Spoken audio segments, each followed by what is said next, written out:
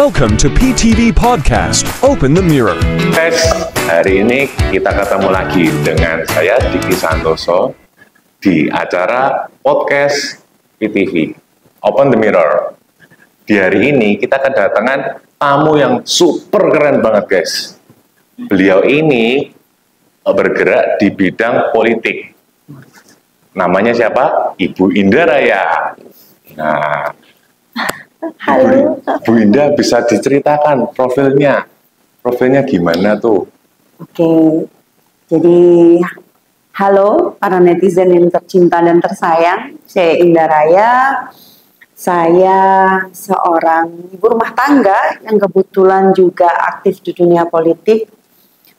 Di 5 tahun kemarin saya sebagai wakil wali kota. Namun di periode berikutnya saya mencalonkan menjadi calon wali kota Madiun di Pilkada 2024 ini. Saya dan Mas Aldi, calon wakil wali kota saya, berangkat dari Partai PDI Perjuangan, didukung oleh Partai Persatuan Pembangunan, dan kami punya visi misi tentunya akan kita kupas tuntas nanti ya. Oke, siap. Dan pada intinya saya sangat senang banget lah punya kesempatan untuk bisa berdialog di podcast ini. Luar biasa banget. Mantap. Untuk sejarahnya sendiri, Ibu Indah bisa masuk ke dunia politik ini bagaimana Bu awalnya? Awalnya mungkin lebih kepada ketika kita melek mata, papahnya berpolitik, kemudian sehari-hari juga melihat kesibukan terkait dengan politik. Saya rasa kalau ada sampai yang bilang bahwa muncul istilah atau konotasi politik dinasti ya, atau dinasti politik, saya kurang sepakat karena ternyata tidak hanya di politik dinasti itu diadakan atau ada. Misalkan yang bapaknya polisi, pengen anaknya juga jadi polisi. Kalau anaknya nggak bisa jadi polisi, pengen punya menantu polisi, kan gitu kan? Kalau mungkin bapaknya dokter, dia pengen anaknya juga harus menjadi dokter. Ini hanya tren bahwa apa yang dilihat sehari-hari itu tentunya akan menjadi semacam pattern di diri seorang anak ya. Ketika melihat sehari-hari seorang anak itu kan patternnya mungkin akan sama. Dan kalau di dunia politik itu mungkin butuh mental juga. Nah, ketika kita ditempa dengan seperti itu, melihat papahnya, karena papa saya dulu juga bergerak di bidang politik ya, berkecimpung di bidang politik. Jadi ketika saya masuk ke dunia politik pun juga sudah nggak kaget lagi, gitu Sudah kan. pernah belajar lah, lihat juga. Dan sudah pernah merasakan bagaimana sih isu-isu politik, bagaimana politik itu mungkin bisa jadi baik ketika kita pergunakan dengan baik. Politik itu bisa kotor ketika itu memang digunakan atau ketemu dengan orang-orang yang punya keinginan atau punya intensi yang nggak baik, kan seperti itu. Jadi sejarahnya memang karena backgroundnya adalah bidang politik. Gitu. Selanjutnya, untuk visi dan misi pasangan calon nomor urut 1 ini apa sih? Boleh ceritakan Bu? Visi dan misi kami sebenarnya tidak terlalu muluk-muluk ya, seperti yang mungkin ada di flyer. Kami ini pengennya membuat Kota Madiun lebih sejahtera, adaptif, harmonis dan berkelanjutan. Kenapa kita bilang sejahtera? Sejahtera ini kan seharusnya merata. Angka perekonomian kita itu tinggi, tapi Gini rasio kita juga tinggi. Berarti penyumbang perekonomian Kota Madiun itu baik, tidak secara merata. Mungkin ada sektor-sektor tertentu yang menyumbangnya lebih tinggi daripada yang lainnya. Nah, kenapa kita ingin melanjutkan, kita ingin meneruskan apa yang sudah baik, kita perbaiki, kita teruskan, kita sempurnakan, tapi apa yang belum ada, ya kita harus adakan. Gitu. Nah, itu kita adopsi menjadi adaptif, karena adaptif ini kan sesuai dengan eranya, sesuai dengan masanya. Contohnya sekarang, ini nyambung aja sekalian sama program-programnya ya. Silakan. Karena ketika Kota Madiun itu menjadi pusat perdagangan, pusat kota, daerah penyangga kabupaten lainnya, kan di kota itu kan cuma nyempil sedikit gitu kan, kecil, Kabupatennya banyak tuh, ada Magetan, Pacitan, Ponorogo, Ngawi, Betul. Kabupaten Madiun, gitu kan, Nganjuk, Trenggalek. Kami merasa bahwa Kota Madiun ini harus menjadi center, di mana anak-anak yang biasanya hidup di perkotaan itu jauh lebih adaptif, jauh lebih lebih modern. Mungkin pemikirannya jauh lebih maju, gitu kan. Kita tidak punya BLK, kita nggak punya creative hub, di mana harusnya kalau kota itu life skill-nya yang harus kita asah. Kita nggak punya sawah nggak punya sungai, nggak punya danau, nggak punya gunung.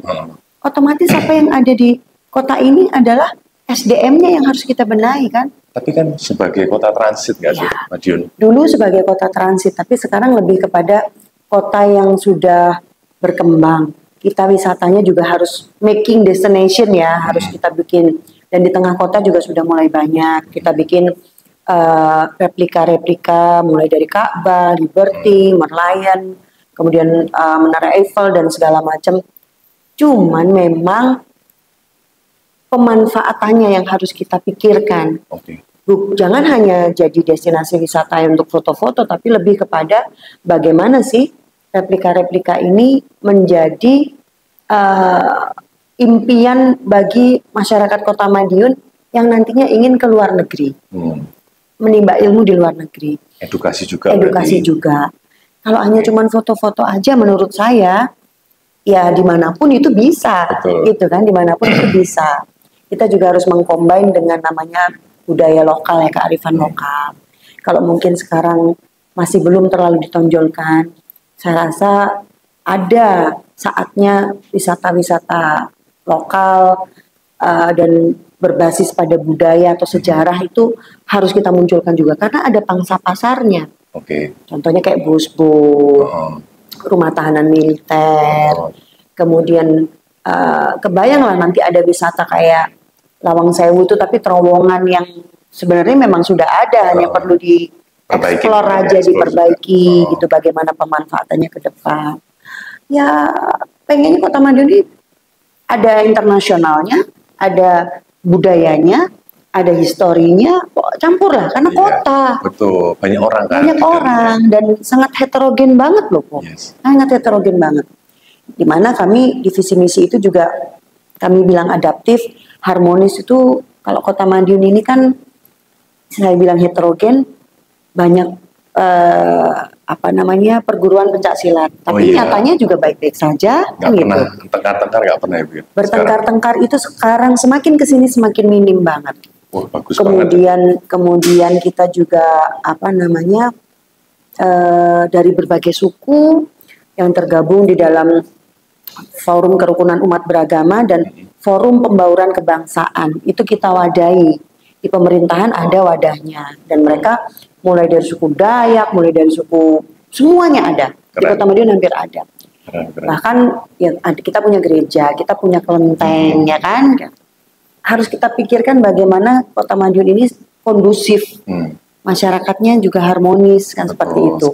Kemudian berkelanjutan tentunya apa yang sudah baik akan kita lanjutkan, apa yang memang belum ada harus kita adakan supaya mensupport perkembangan zaman itu tadi. Betul, semakin maju lah. Betul, semakin maju. Balai latihan kerja, kita punya programnya. Anak-anak kota ini harus punya life skill. Kalau mungkin kabupaten bisa meneruskan menggarap sawah, kan biasanya kan banyak lahannya ya di sana ya. Tapi kalau mungkin anak-anak muda di kota itu kan harus kita bekali dengan skill, karena nggak ada sawah untuk digarap lagi kan gitu. Ketika kamu punya skill yang mumpuni. Masa nggak ada sawah sama sekali, Bu? Kalau sawah ada, cuman kita harus memahami tren anak muda untuk menjadi petani kan sudah hampir punah. Mungkin lebih kepada urban farming ya, mungkin seperti yang hidroponik, kemudian di greenhouse. Tapi kalau yang petani-petani organik yang benar-benar konvensional, itu nggak ada. Hampir nggak ada. Makanya anak-anak muda yang harus kita bekali dengan perkembangan zaman, mulai dari bagaimana bertani itu di lahan yang mungkin bukan tanah seperti hidroponik tadi, edukasinya harus ke situ. Siap, betul. Karena memang perkembangan zaman begitu. Masuk akal sih, kan dia nggak merasa kayak bertani ya mungkin Betul. dengan teknologi. Nah, dengan teknologi, apalagi Oke, sekarang masuk akal. sayur-sayuran organik yang mungkin ditanamnya tidak di tanah, yang tidak pakai pupuk-pupuk kimia, itu kan harganya jauh lebih mahal. Beras organik lebih mahal. Selada yang ditanam di hidroponik sama yang ditanam di tanah jauh lebih mahal yang hidroponik, kan gitu. Betul. Berarti otomatis juga nambah value. Betul. Value-nya. Betul. Memang harusnya kalau kota paling nggak ada balai latihan kerja. Yes. Kemudian kalau terkait dengan kreatif hub, di situ kan ketemunya anak-anak kreatif, ketemu ya mau belajar tentang kripto, mau belajar tentang forex, Wah, bagus mau banget itu. belajar tentang desain. Kemajuan. Kemudian di situ juga bisa menjadi mentor-mentor atau ahli-ahli di bidang ekonomi kreatif, itu bisa mengajarkan secara cuma-cuma di situ. Ketemunya si ahli dan pencari ilmu itu adanya di situ. Oke. Adanya di Creative Hub itu nanti. Hub. Supaya 2045 itu benar-benar terwujud Indonesia emas. Wah, keren guys. Penting banget untuk kripto gitu kan penting, Bu. Cuma orang-orang masih awam kebanyakan. Takut Gimana lah. caranya? Gitu-gitu. Saya selalu bilang ke orang tua, mungkin zamannya sudah beda. Bapak Ibu, kalau nanti mungkin anaknya ada yang tiba-tiba bisa beli motor sendiri, bisa pakai bajunya yang bagus, bisa beli-beli, itu bukan ngepet.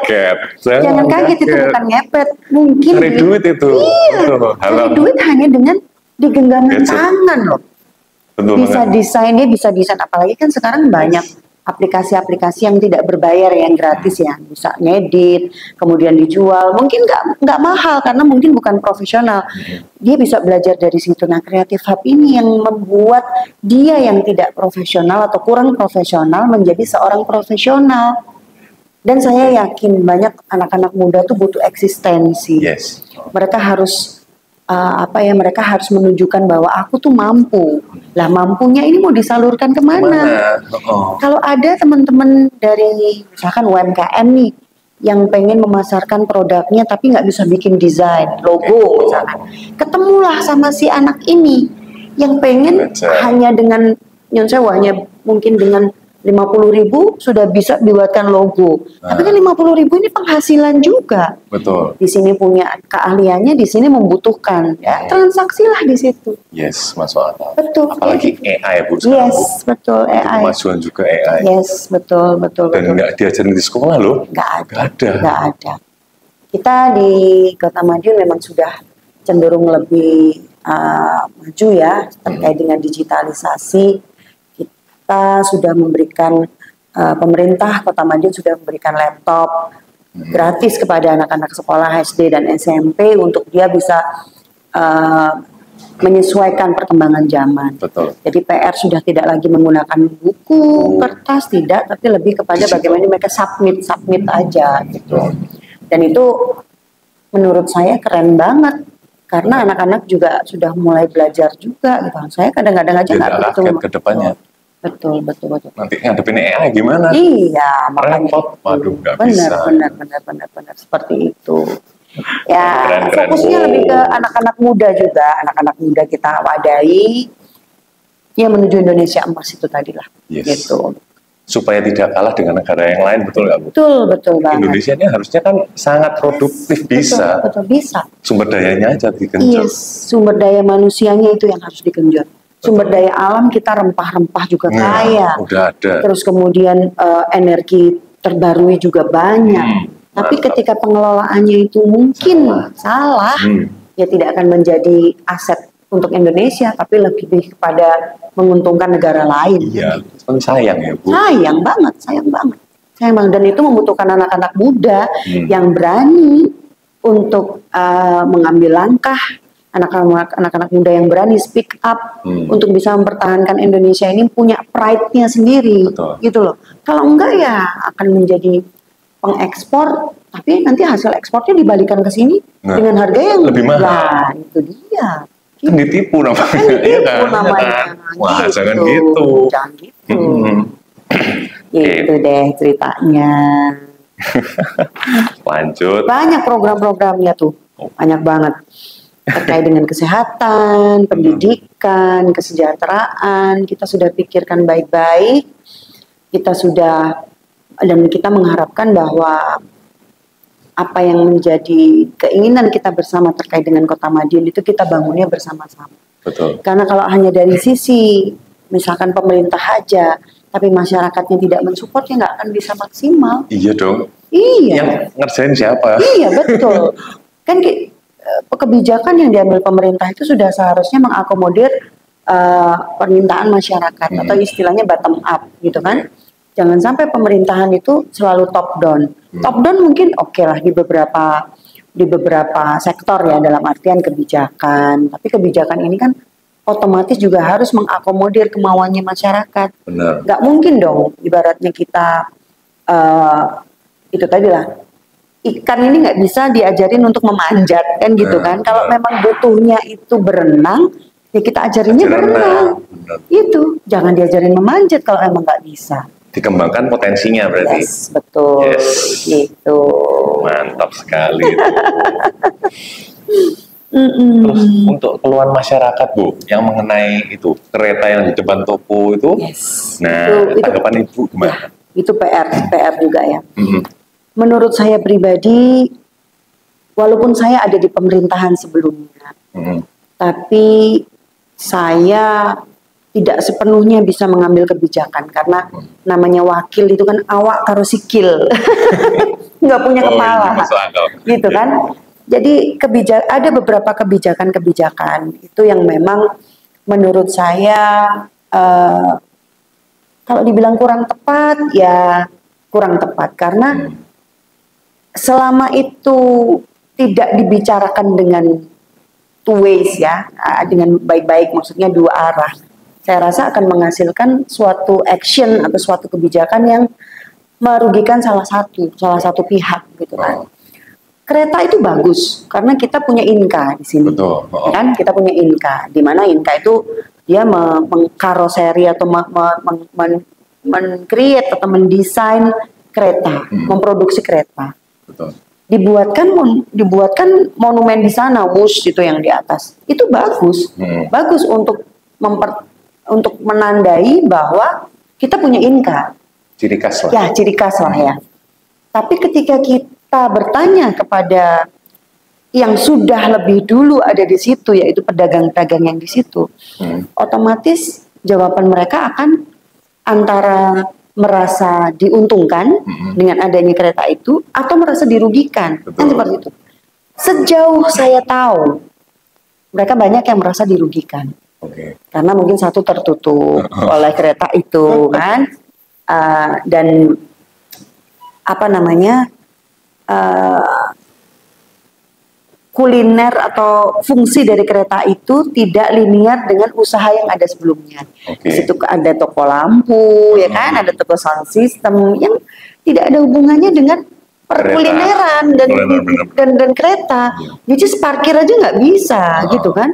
Makanya memang harusnya ada kajian yang lebih dalam terkait dengan pembangunan-pembangunan yang existingnya sudah ada, which is pengusaha yang ada di situ, kan bisa kita tanya, atau mungkin pembangunannya agak lebih ke sini, gitu kan? Atau mungkin banyaklah hal yang bisa di win-win solutionnya pasti harusnya ada.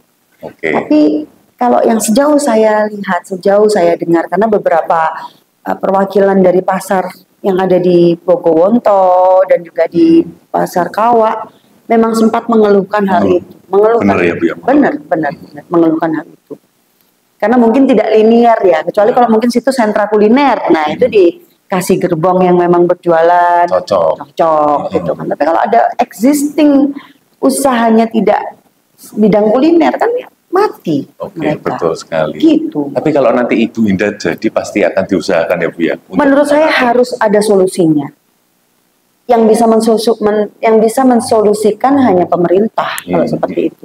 Tapi percayalah, ketika masyarakat itu punya will yang kuat, punya keinginan yang kuat, dan mau bergandengan tangan bareng-bareng untuk merumuskan sesuatu yang win-win solution, pasti akan ada ketemu benang merahnya. Wah, keren. Itu. Makanya jangan lupa guys, dukung Ibu Indah guys. Itu guys. Kalau enggak akan selesai itu. Iya, nggak akan selesai. Kan kereta besar banget itu. No, tapi tingginya setopo Ibu. Betul.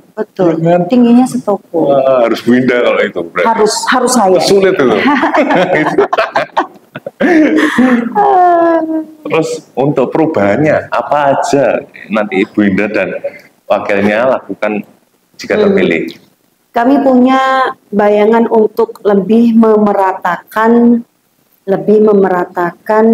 pembangunan infrastruktur. Kalau mungkin selama ini di tengah kota sudah cukup, sudah banyak lampu-lampu, kemudian ya replika-replika seperti yang sudah ada, ramainya kan di situ-situ aja. Kami pengennya destinasi wisata itu tidak hanya di tengah kota. Karena terus terang kalau ada wisatawan yang datang, mereka hanya di PSC aja, habis itu selesai, bingung kan mau dibawa kemana? Ke mall. Nah, ke mall. Akhirnya di mana-mana mall. Makanya kami membayangkan di setiap kelurahan ada paling nggak mungkin 1 RT atau 2 RT atau berapapun RT yang bersedia untuk jadi tempat destinasi wisata, ayo misalkan. Dibangkitkan ya Bu ya? Dibangkitkan. Harus, penting-penting. Misalkan 1 RT mengangkat tema RT Bikang gitu. Atau RT pisang goreng, atau RT, kalau RT kan kecil ya, mungkin bisa ke RW, meningkat ke RW, misalkan RW Korea atau RW Jepang, kayak gitu-gitu. Jadi ada tematiknya. Betul. Kalau ada wisata yang datang ke sini, kita bilang mau tahu gimana cara bikin bikang, gitu kan? Oh iya mau, kita bawa tuh. Tunjukin kayak di Jogja lah, betul, kan betul. Ada bakpia kan gitu kan. Sama kalau kayak di Madiun sini sudah ada sentra tempe itu di Kayen. Jadi di wilayah Kelun sana itu ada tempat jual tempe, pembuatan tempe itu, tapi yang didatengin wisata kan yang mereka dapat bukan hanya tempenya aja, yang punya angkringan di situ juga laku, kan gitu kan. Bahkan kami berniat untuk ada program di setiap RT atau RW yang mau menjadi destinasi wisata itu kita minta untuk 1 atau 2 rumah menjadi guest house. Supaya wisata kalau ke situ ya sekalian tinggal di situ, merasakan vibe-nya, ketemu dengan masyarakat, ketemu dengan para pelaku usaha bikang itu tadi, gitu kan. Nanti mungkin 1 RW sepakat kami pengen jadi RW Korea. Ya udah di situ mungkin ada yang bisa bahasa Korea, pakaiannya pakaian Korea. Kemudian kan seneng tuh gitu. Memang harus tematik. Karena kalau enggak ya percuma, mungkin ada nanti lagi RW Jawa atau biasanya kalau destinasi wisata tuh bilangnya kampung, tapi kan kita nggak punya kampung, gitu. Supaya perekonomiannya merata. Dan selain wisatawan senang, UMKM juga terbantu. Iya, benar. Itu apa naik semua, penting UMKM itu. Linear itu nanti, betul nanti linear. Dan saya rasa wisatawan ini kan pasti akan lebih merasakan vibe-nya ya ketika di situ dikelilingi oleh belajar bikang, belajar lontong, mungkin di RW lain. Pecel dong Bu. Pecel gitu ya, bisa jadi. Terus kemudian ada batik, ada apa, harus tematik. Harus itu ya. Jadi kalau masuk ke Kota Madiun kita kasih menu nih. Ada mungkin WA Blast ya. Kampung atau misalkan RW Bikang di jalan apa. Kemudian RT atau RW apa di jalan apa, itu harus sudah ada. Supaya mereka lebih variatif gitu loh, pilihannya kan lebih bervariasi. Benar gitu. Mantap sekali. Ya kalau cerita tentang itu nggak selesai kan? Iya, bagus sekali, tapi keren itu untuk wisatawan dan UMKM. Pasti memajukan kota itu, ya kan? Betul. Dan lebih merata. Itu juga paling penting. Menuju Indonesia emas. Nah, terus kemudian Bu, Ibu kok bisa kepikiran tiba-tiba mau maju, padahal Ibu ini cewek sendiri nih Bu. Ya, itu kan paslon yang paling cantik ya Bu ya. Karena cewek sendiri makanya paling cantik. Nah itu kok kepikiran gimana tuh? Saya pengen tahu. Keinginan yang kuat ya dari saya untuk bisa berkontribusi, untuk bisa terlibat lebih terhadap tanah kelahiran saya, kota kelahiran saya. Saya sering kok bilang, jadi siapapun saya nantinya, saya pengennya tetap membersamai masyarakat. Mau itu sebagai Indah Raya, mau itu sebagai kemarin sebagai wakil wali kota, mau nanti sebagai wali kota, mau jadi apapun, intinya hati saya tuh udah untuk masyarakat Kota Madiun. Dan apa yang sudah saya lakukan di 5 tahun kemarin itu juga tidak serta-merta semuanya campur tangan pemerintah, enggak. Karena justru lebih banyak hal yang saya lakukan sendiri atas inisiatif saya sendiri dengan uang dari kantong saya sendiri. Tapi saya berpikir ini memang untuk Kota Madiun. Keren sih. Iya, begitu. Wah, jadi inisiatif sendiri. Inisiatif sendiri. Bahkan saya sampai nggak ambil gaji saya selama 2 tahun waktu COVID kemarin ya. Karena saya melihat ada hal-hal yang tidak bisa dibantu oleh anggaran APBD. Namanya APBD itu kan tidak serta-merta gampang kita ngeluarin ya, karena ada aturannya. Tapi keperluan masyarakat ini kan tidak bisa menunggu, gitu kan? Tidak bisa menunggu. Ya akhirnya ya sudah 2 tahun saya serahkan gaji saya kepada aspri saya untuk dikelola, misalkan kayak beli kacamata lansia yang tiba-tiba patah tapi dia tidak mampu, untuk nebus ijazah, untuk beli sepatu anak-anak sekolah, untuk bantu teman-teman difabel. Itu semuanya terrekord di media sosial saya. Bukan bermaksud ria. Ikhlas banget sih tapi ibunya.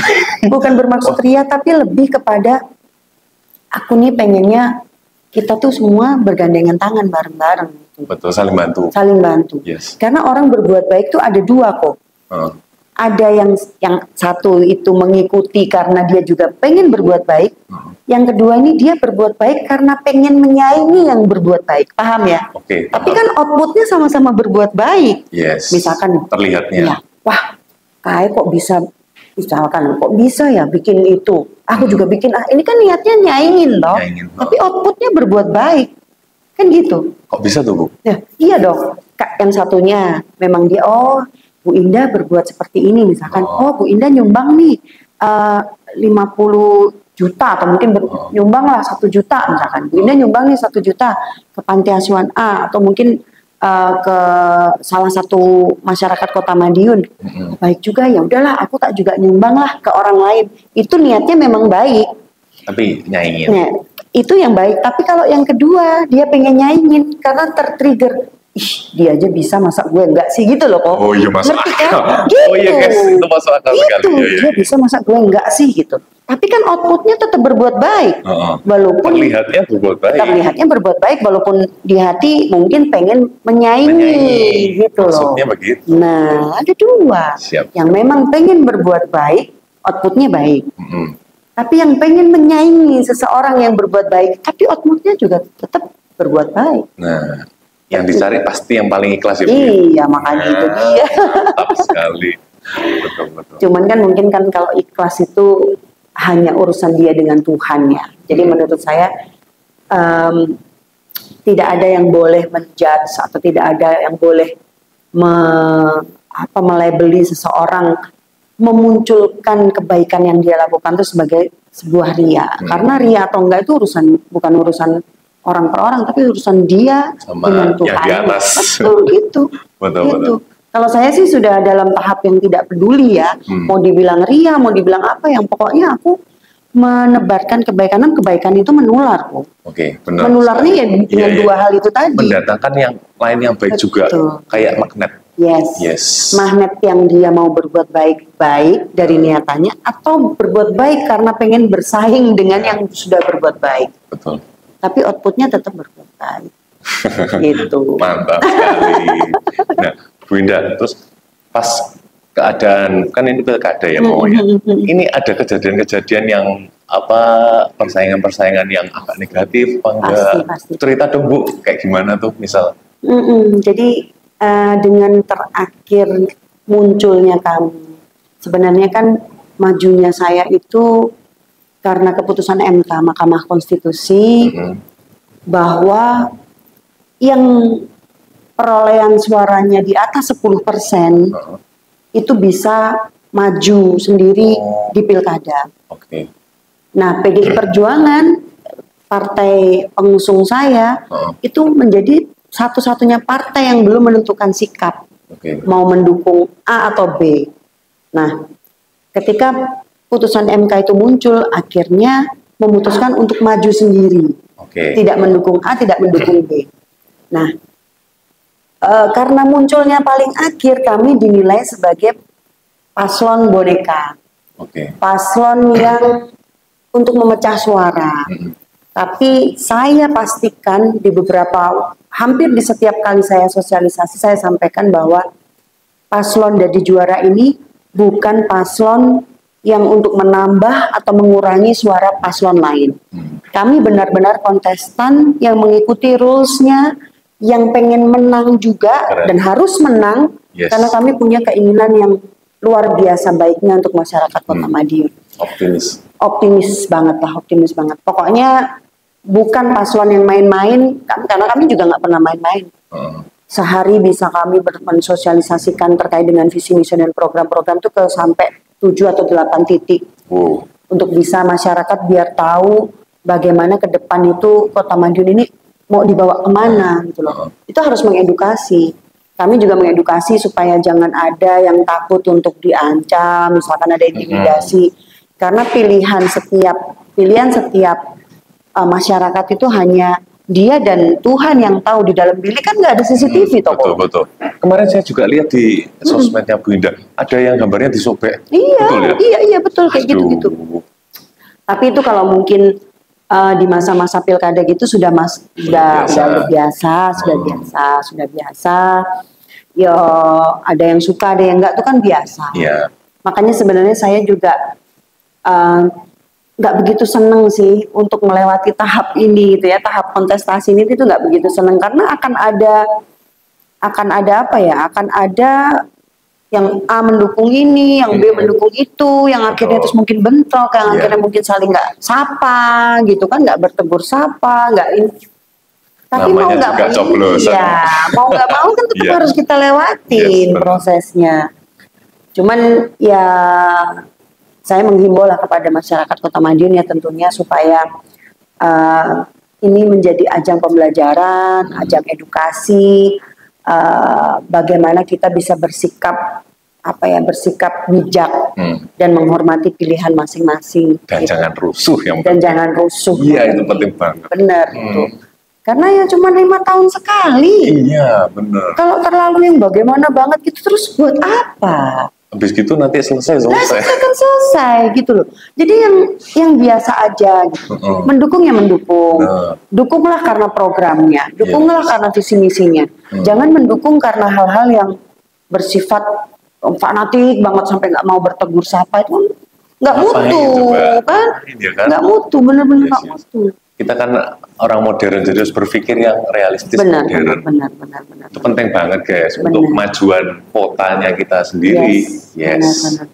Dan di mana-mana kerukunan, kebersamaan, kekeluargaan itu nomor 1. Mantap. Iya, semuanya nomor 1. Kesehatan juga nomor 1, ya kan? Benar sekali, Gitu. Senang banget hari ini bisa ngobrol sama Bu Indah. Nanti semoga bisa terpilih ya Bu. Amin. Nanti teman-teman biar semuanya milih juga. Amin. Yang terpenting untuk masyarakat Kota Madiun, baik yang pemilih pemula maupun yang sudah beberapa kali ini mengikuti kontestasi pilkada, pilihlah pilihan panjenengan dengan bijak. Karena itu tadi, pilihan panjenengan akan menentukan bagaimana Kota Madiun ke depan, mau dibawa kemana 5 tahun ke depan, dan siapapun pilihan panjenengan, pilihlah yang terbaik dari yang baik, itu aja. Dan semoga kalau mungkin dengan membaca visi misi dan program-program kami harapkan bisa mengena di hati panjenengan, dan jangan lupa nanti tanggal 27 November 2024 pilihnya nomor 1. Jangan golput ya, jangan golput ya. Nggak boleh golput. Tetap harus datang ke TPS, tetap harus memilih. Apapun pilihan panjenengan nggak akan ada yang tahu, karena di dalam bilik hanya jenengan dan Tuhan yang tahu siapa yang akan dipilih. Mantap sekali. Oke, kayaknya sudah gitu aja, Bu. Iya, terima kasih. Ketemu kita, podcast kita hari ini. Terima kasih banget. Ya, nanti semoga ibunya bisa menang dan Amin, memajukan Kota Karisidenan Madiun. Yes. Ya, memeratakan. Ya, itu penting sekali juga. Oke, guys, gitu aja guys. Podcast kita hari ini. Nanti kita ketemu lagi ya di acara selanjutnya. Saya Diki Santoso dan Ibu Indah Raya pamit undur diri. Bye-bye. Bye-bye.